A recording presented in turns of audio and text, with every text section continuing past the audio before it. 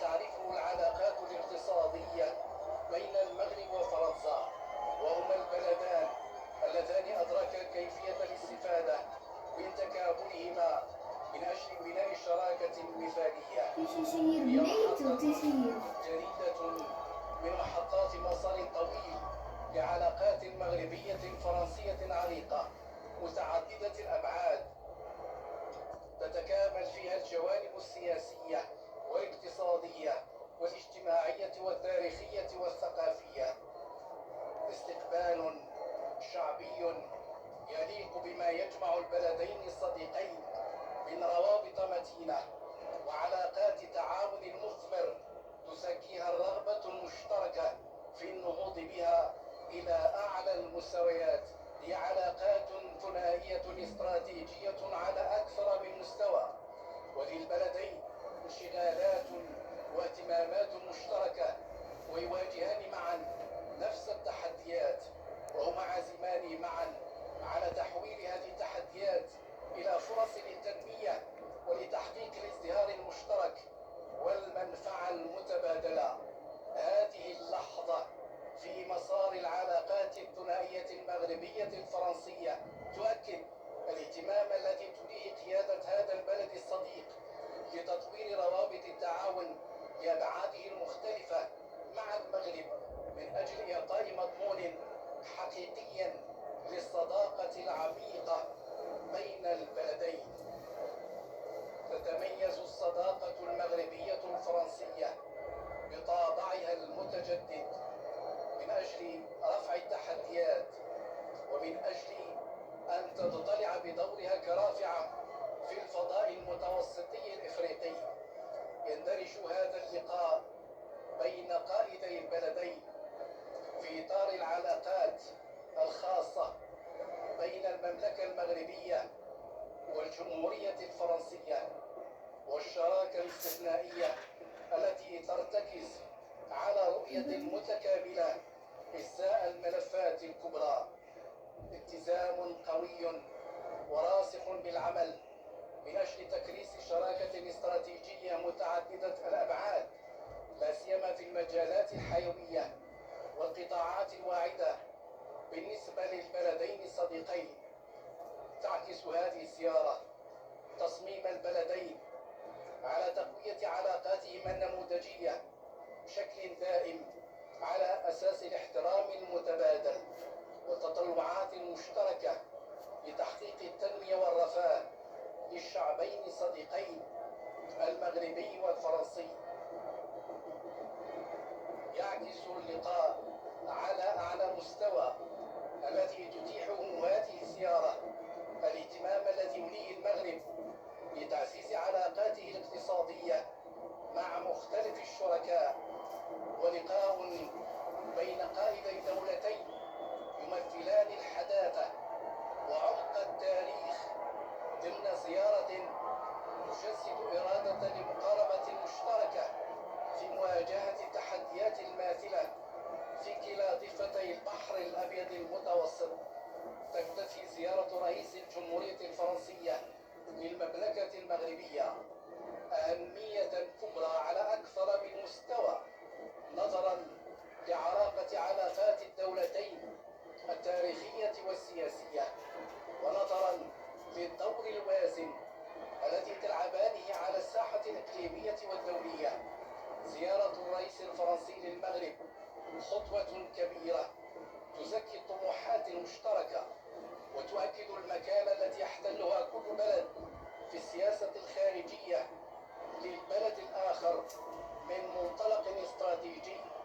تجذر العلاقات المغربية الفرنسية لا يجد تفسيره إلا بالمكانة التي تحظى بها المملكة باعتبارها بلدا ينعم بالاستقرار في منطقة عرفت تقلبات سياسية، وأيضا بفضل السياسة الحكيمة التي تنهجها مع شركائها بقيادة رصينة من جلالة الملك. تكرار على الاستقبال الرسمي الذي يقيمه جلالة الملك على شرف ضيف المغرب الكبيرين.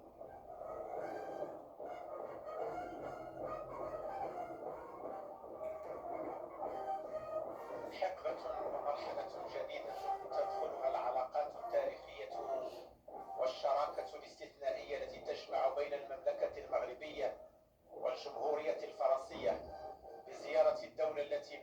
اليوم فخامة رئيس الجمهورية الفرنسية السيد إيمانويل ماكرون وحرمه السيدة بريجيت ماكرون بدعوة كريمة من صاحب الجلالة الملك محمد السادس نصره الله. موكب جلالة الملك وفخامة الرئيس الفرنسي تغفره خيالة الحرس الملكي من باب السفراء حتى ساحة مشوار القصر الملكي بالرباط، وهو تقليد أصيل متأصل يقام في هذه المناسبات الهامة لكبار القادة والزعماء ضيوف جلالة الملك حفظه الله. تقاليد عريقة ضاربة جذورها في أعماق التاريخ لمملكة عريقة تعتز بتاريخها المجيد وتفخر بحاضرها المشرق الزاهر. تغفر الموكب تشكيلة تضم 110 من خيالة الحرس الملكي التي تعتبر من أقدم الوحدات العسكرية في العالم، والتي ظلت مرتبطة بتاريخ المملكة المغربية. وحدة عتيدة تجسد الماضي التليد للجيش المغربي الباسل الذي شكل على الدوام رمزا للإخلاص والتفاني والدفاع المستميت عن العرش وحماية حوزة الوطن.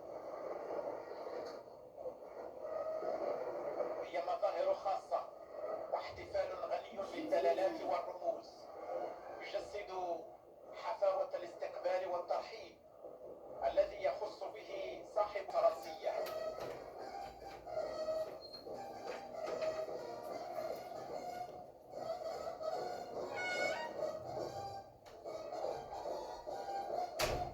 هي مرحلة جديدة لمنح الشراكة الاستثنائية بين الرباط وباريس، رؤية متجددة وطموحة تغطي عدة قطاعات استراتيجية وتضع ضمن خارطة الطريق المستقبلية أولويات البلدين في أبعادها الثنائية والإقليمية والدولية، المصالح المشتركة والأهداف الواضحة والاحترام المتبادل والدفاع عن القيم الإنسانية النبيلة، عن قيم الحرية والكرامة والتسامح، بما يدعم ويساهم في ترسيخ وتوطيد الأمن والسلام والاستقرار عبر العالم.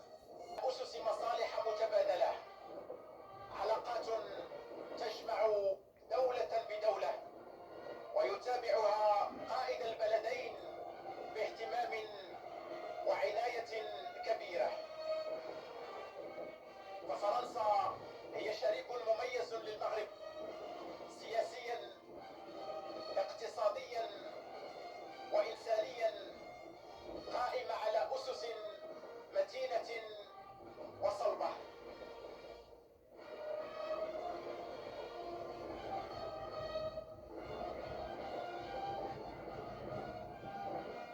بساحة مشوار القصر الملكي بالرباط يتقدم للسلام على فخامة رئيس الجمهورية الفرنسية السيد إيمانويل ماكرون والترحيب بمقدم فخامته رئيس الحكومة ورئيس مجلسي النواب والمستشارين ومستشار صاحب الجلالة والرئيس المنتدب للمجلس الأعلى للسلطة القضائية، الرئيس الأول لمحكمة النقد ورئيس النيابة العامة للمجلس الأعلى للسلطة القضائية، الوكيل العام للملك لدى محكمة النقد، كما يتقدم للسلام على فخامة رئيس الجمهورية الفرنسية أعضاء الحكومة والمندوب السامي للتخطيط والمندوب السامي لقدماء المقاومين